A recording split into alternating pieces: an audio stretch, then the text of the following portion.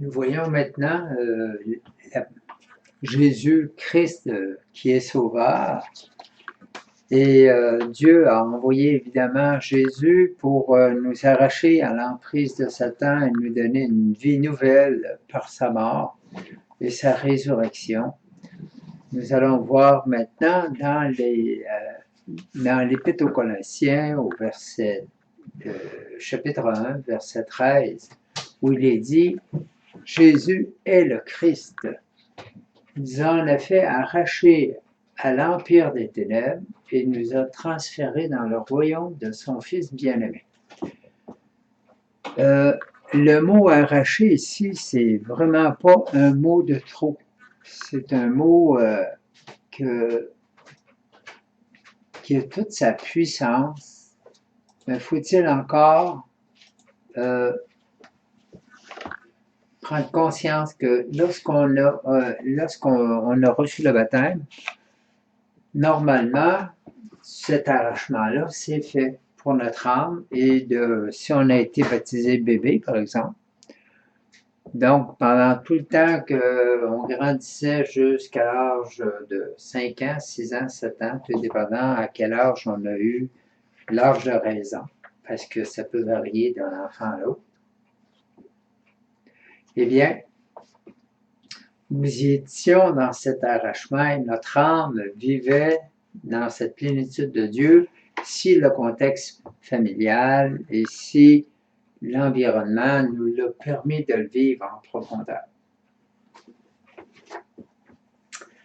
Maintenant, lorsqu'on est adulte et puis qu'on refait ce que vous êtes en train de faire comme exercice, c'est-à-dire de prendre conscience que notre vie, si j'accepte d'être à Jésus, que ma vie, je vais accepter que je sois arraché à un monde ou à un style de vie, que je vais accepter d'être transféré dans un royaume du Fils de Dieu, du Fils de Jésus, le royaume du bien-aimé.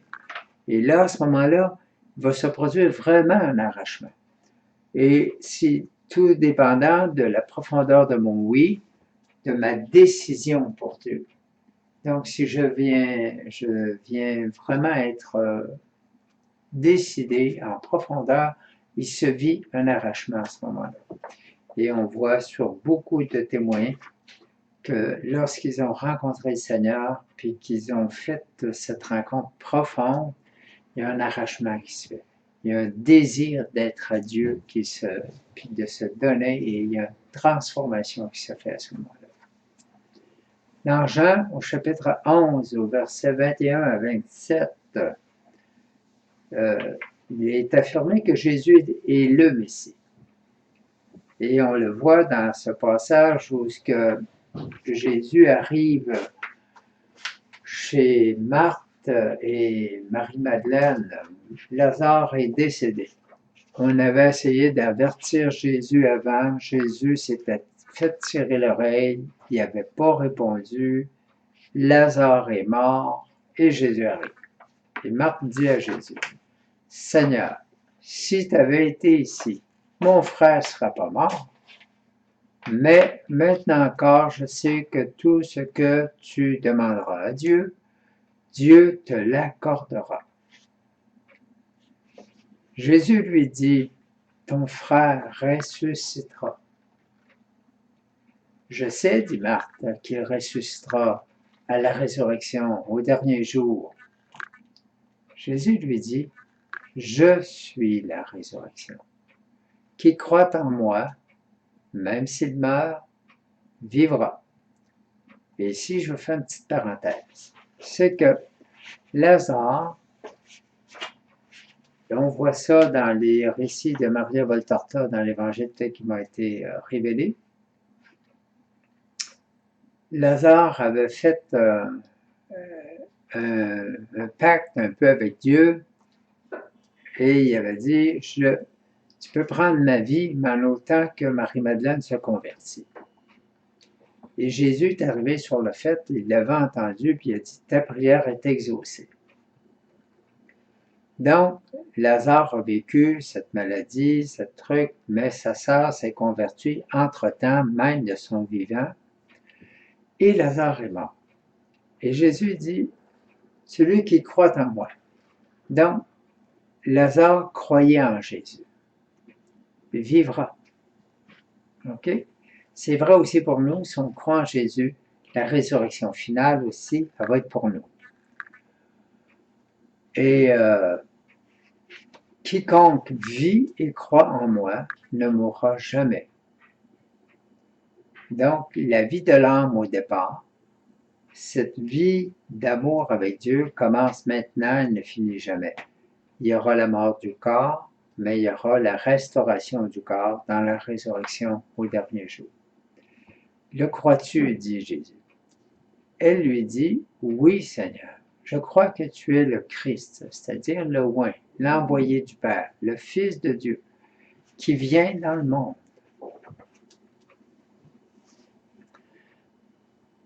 Et je veux juste vous donner un témoignage que je regardais dernièrement, hier très exactement, sur Info Chrétien, qui donnait le témoignage d'un jeune homme de 16 ans qui s'était noyé sur un lac gelé. Il avait tombé, la glace avait cédé, il était tombé dans l'eau et on l'avait retiré rapidement de l'eau, mais il était déjà...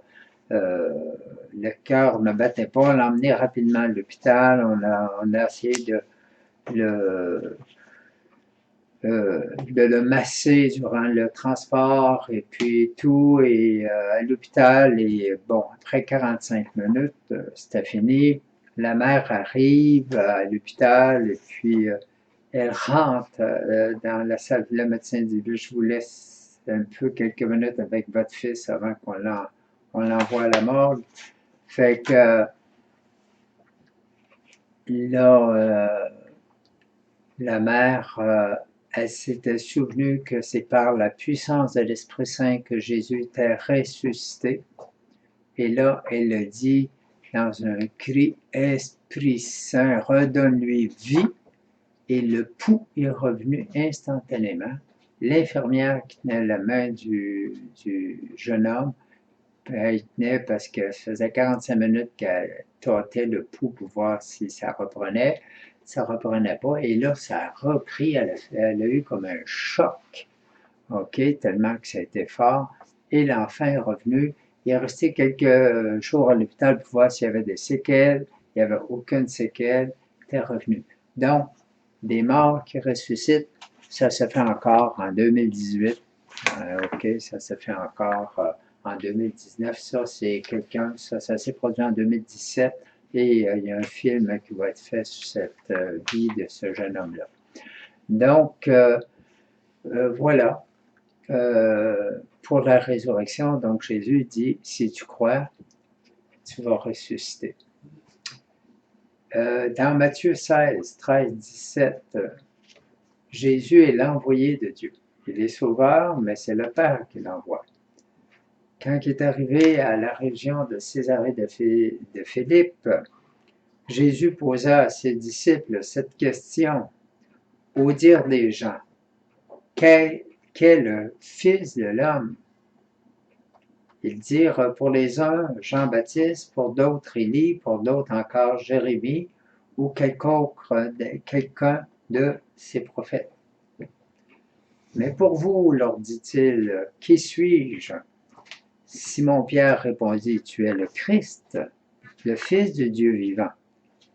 En réponse, Jésus lui dit, tu es heureux, Simon de Jonas, car cette révélation t'est venue non pas de la chair et du sang, mais de mon Père qui est dans les cieux.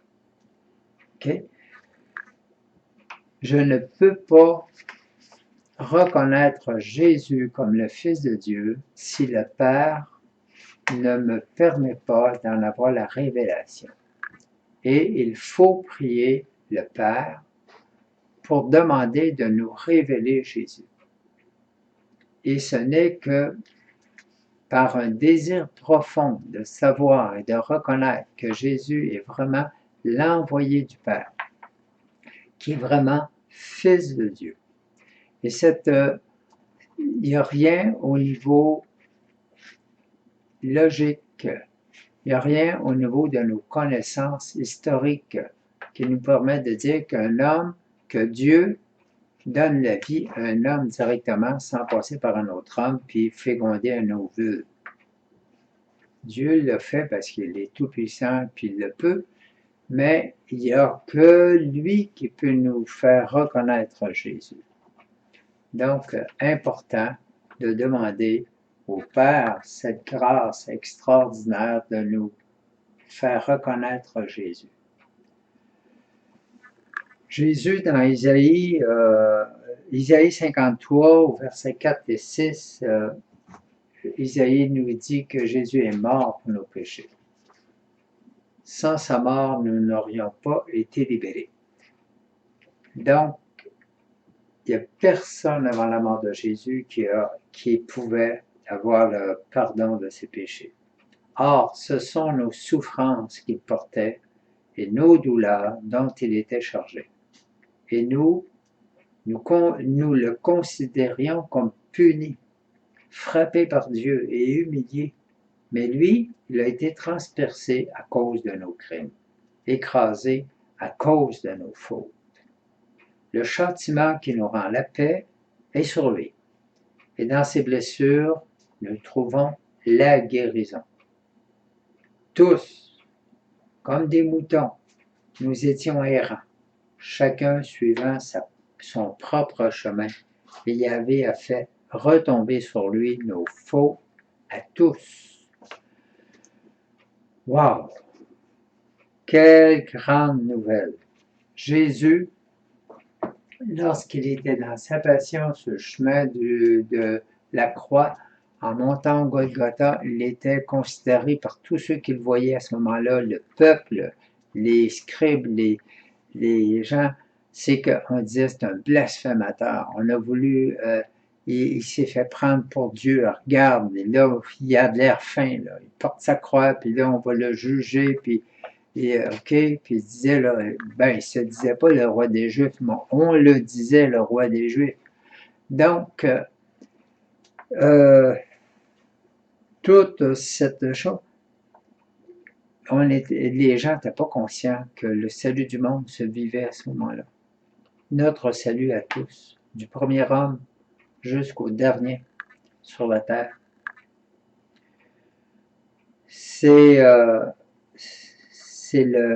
Puis Jésus a pu, qu'est-ce qu'il est venu faire? Il est venu vivre l'obéissance, juste pour réparer toute notre désobéissance. Il a porté tous nos péchés qui étaient liés à la désobéissance à Dieu et il les a portés sur la croix. Il nous a obtenus, il a payé le prix. Et on voit dans l'autre grand texte que nous allons voir, c'est celui aux Hébreux, où est-ce que vous allez voir que le Christ Jésus, lui, et l'Épître aux Hébreux, c'est chapitre 9, versets 11 à 28 que nous voyons maintenant. Le Christ, lui, est survenu comme un grand prêtre des biens à venir, traversant la tente plus grande et plus parfaite qui n'est pas faite de main d'homme, c'est-à-dire qui n'est pas de cette création. Entra une fois pour toutes dans le sanctuaire, non pas avec du sang de bouc et de jeunes taureaux, mais avec son propre sang, nous ayant acquis une rédemption éternelle. Si en effet, du sang de bouc et de taureau et de la cendre de génisse, dont il asperge ceux qui sont souillés, les sanctifie, en leur procurant la pureté de la chair, combien plus le sang du Christ, qui par un esprit éternel s'est offert lui-même sans tache à Dieu, purifiera-t-il notre conscience des œuvres mortes pour que nous rendions un culte au Dieu vivant. Donc, dans l'Ancien Testament, le sang des boucs et des taureaux, tout ce qu'il donnait, c'était une pureté de la chair, une pureté extérieure, mais ça ne venait pas enlever la faute lié à la désobéissance d'Adam et Ève que nous portions dans notre chair, dans notre vie.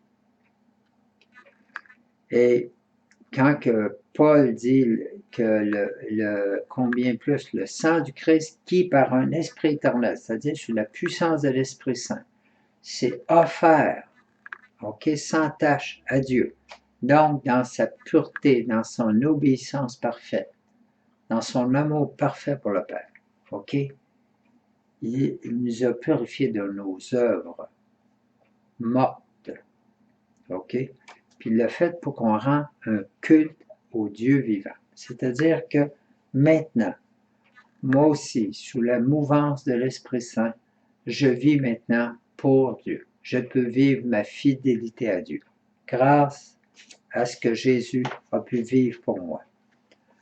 Voilà pourquoi il est médiateur d'une nouvelle alliance, afin que, sa mort ayant eu lieu pour racheter la transgression de la première alliance, ceux qui sont appelés reçoivent l'héritage promis. Qui est appelé? Tous les hommes sont appelés parce que Jésus il est mort pour tous.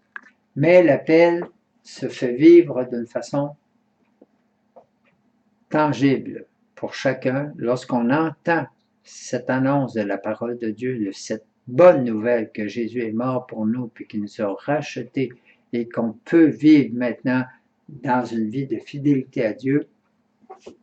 Lorsque nous entendons cette bonne nouvelle, c'est là que l'appel se fait pour nous d'une façon concrète.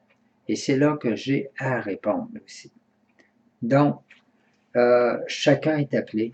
Donc, ceux qui seront appelés, ceux qui recevront l'écoute de cette parole, ceux qui entendront ce message, car là où il y a le testament, il est né, voilà, excusez,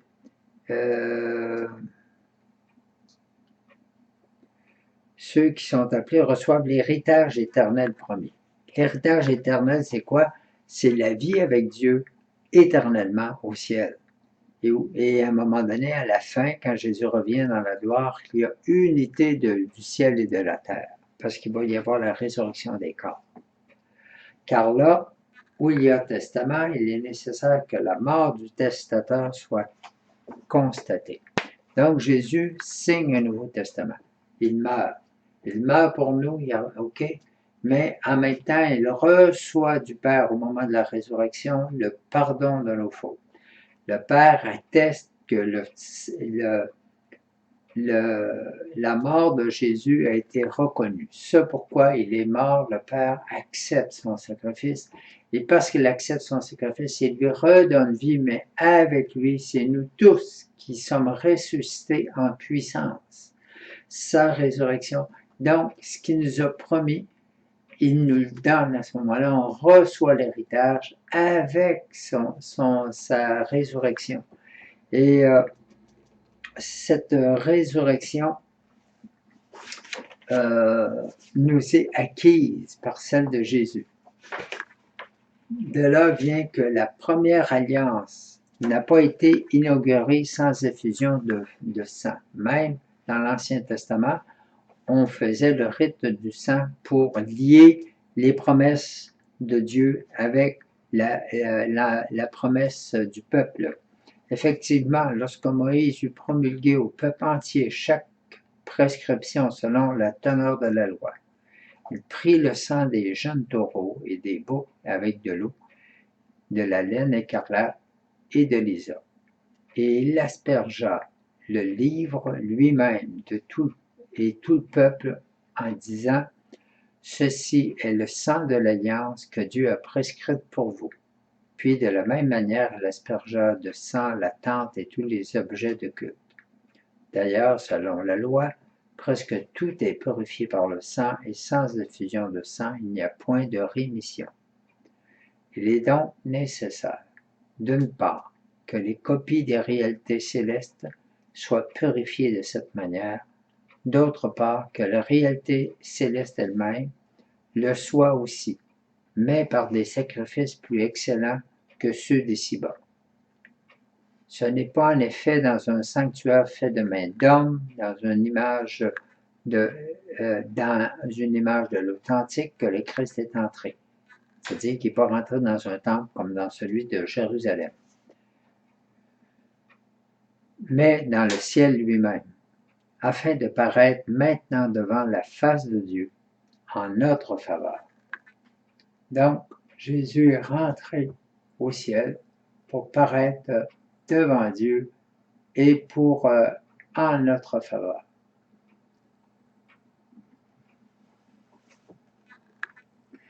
Ce n'est pas non plus pour s'offrir lui-même à plusieurs reprises, comme fait le grand prêtre qui entre chaque année dans le sanctuaire avec un sang qui n'est pas le sien, car alors il aurait dû souffrir plusieurs fois depuis la fondation du monde.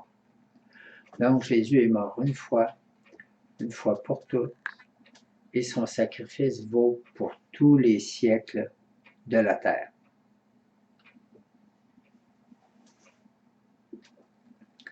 Et comme les hommes ne meurent qu'une fois après qu'il y eut un jugement, ainsi le Christ, et après quoi il y a un jugement, ainsi le Christ, après s'être offert une seule fois pour enlever les péchés d'un grand nombre, apparaîtra une seconde fois hors du péché à ceux qui l'attendent pour leur donner le salut. Donc, la première, Paul dit, le premier gage, le premier compte sur notre héritage céleste, c'est le Saint-Esprit qui, dans le baptême, vient nous purifier notre âme, notre cœur, notre esprit, pour qu'on soit tout à Dieu maintenant, qu'on vive dès maintenant pour Dieu. Mais le salut final s'obtient au moment de la résurrection de nos corps. Donc, on est sauvé avec la certitude de notre résurrection, mais on est comme une chenille dans son cocon qui va devenir papillon. OK? On est dans cette phase, mais dans cette certitude que c'est là qu'on va. Voilà pour cette épître aux Hébreux qui nous fait prendre conscience de vraiment de la nécessité du salut de Jésus, la nécessité qu'il a eu de verser son sang parce qu'il faisait un testament, un pacte avec Dieu en notre nom. Il a vécu la fidélité et Dieu a tenu parole dans ce geste qu'il a fait. Il nous a obtenu la vie éternelle à tous. Donc, dans Jean 12, au verset 31, dans l'évangile de Jean, on dit il nous a arrachés à l'emprise de Satan. C'est maintenant le jugement de ce monde. Maintenant, le prince de ce monde va être jeté dehors. C'est Jésus qui dit ça à la dernière scène. Donc, par sa mort, par sa victoire sur la croix, par son obéissance jusque dans la mort, Jésus nous obtient un jugement contre l'enfer. Et les démons vont être jetés dehors. C'est-à-dire qu'ils n'auront plus maintenant le droit à tout jamais sur la condamnation de l'homme. Jésus vient nous arracher aux mains du diable, vient nous redonner notre liberté d'enfant de Dieu. Dans la première épître de Jean, au chapitre 4, au verset 4, il est dit « Vous, petits enfants, vous êtes de Dieu et vous les avez vaincus, car celui qui est en vous est plus grand que celui qui est dans le monde. » Donc, ce que j'ai en moi, c'est l'Esprit Saint, l'Esprit qui a créé les mondes, l'Esprit qui est sous la puissance de Jésus, a créé les mondes. Donc, c'est Dieu qui est présent avec moi. Et celui qui est en nous est plus fort que celui qui est dans le monde. Fait que le prince de ce monde a été mis dehors. Il est jugé. Donc, je n'ai rien à craindre. Dans Romains 4, au verset 25, on souligne que Jésus est ressuscité pour nous donner une vie nouvelle, livré pour nos fautes et ressuscité pour notre justification. C'est-à-dire que Je n'ai rien à faire pour me justifier devant Dieu. C'est Jésus qui me justifie devant Dieu et qui nous a obtenu la justification. J'ai maintenant à accueillir ce fait et à m'y ajuster, c'est-à-dire à accueillir l'Esprit Saint maintenant qui veut me donner de vivre en fidélité à tout ce que Jésus nous a demandé de vivre, à tous les 10 commandements, mais c'est par la puissance de Dieu que je vais pouvoir l'exécuter maintenant. Colossiens 1, 20. Et par lui, lui a réconcilié tous les êtres pour lui, aussi bien sur la terre que dans les cieux, en faisant la paix par le sang de sa croix. Donc Jésus est venu nous réconcilier avec le Père. Il est venu nous mettre dans cette paix, dans les bénédictions du Père. Et dans l'Épître à Tite, au chapitre 3, versets 3 à 7, Paul dit « Car nous aussi, nous étions la guerre des insensés, des rebelles, des égarés, esclaves d'une foule de convoitises et de plaisirs, vivant dans la malice et l'envie, odieux, nous haïssant les uns les autres. Mais le jour où apparurent la bonté de Dieu, notre Sauveur, et son amour pour les hommes, il ne s'est pas occupé des œuvres de justice que nous avions pu accomplir, mais poussé par sa seule miséricorde. Il nous a sauvés par le bain de la régénération et de la rénovation en l'Esprit Saint. Le bain de la régénération, on était régénérés par le sang du Christ sur la croix. Et nous avons subi une rénovation complète de notre vie dans l'Esprit Saint. Et cet Esprit, il l'a répandu sur nous à profusion par Jésus, Christ, notre Sauveur, afin que, justifiés par la grâce du Christ, nous obtenions en espérance, c'est-à-dire avec certitude, l'héritage de la vie éternelle.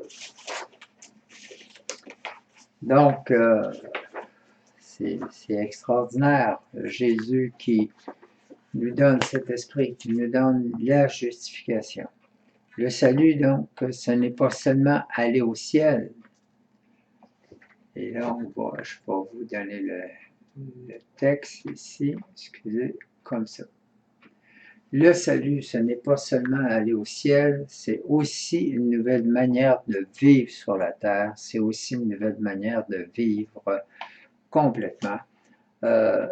Donc, quand vient l'esprit, quand vient l'arrachement, tout devient nouveau.